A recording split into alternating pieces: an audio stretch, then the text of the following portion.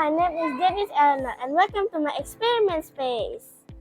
Yesterday, I was talking with my science teacher and she told me very interesting. She said all living things are made of tiny cells and inside those cells there is water. Then she showed me the apple she was eating and said even these apples are made of tiny cells full of water.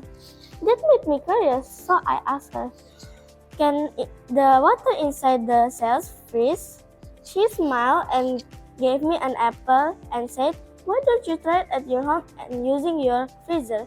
So today I'm going to freeze this apple and let's see what's happened.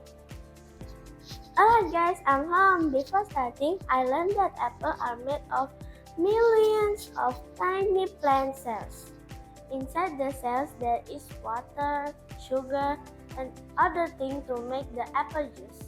The cells have a cell wall and a cell membrane that keep the juice inside.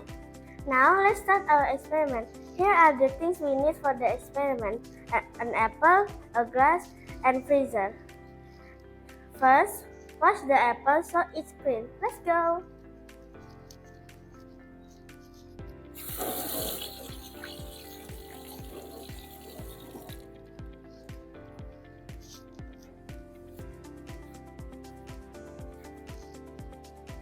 Next, let's put the apple inside the freezer and leave it there for 8 to 24 hours until it becomes hard and frozen.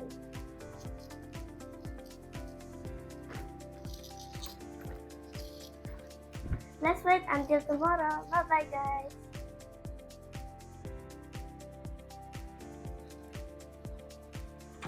After waiting a long time, the apple is now frozen. Let's take it out of the freezer. Let's go.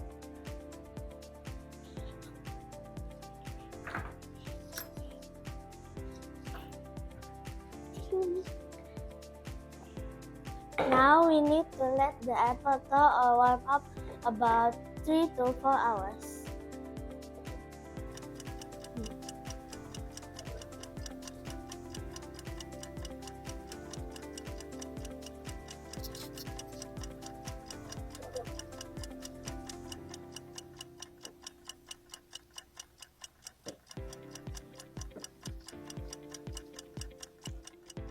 Tada! The apple has now transformed into soft and mushy. Now we can squeeze the apple over a glass, or you can upgrade into a bowl if you have more apples.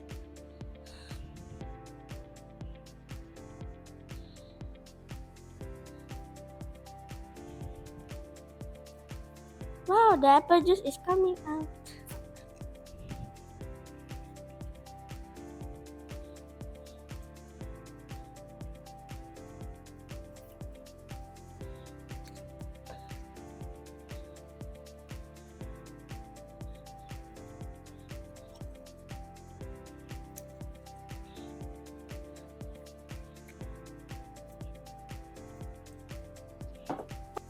The apple juice is ready. I'll try it.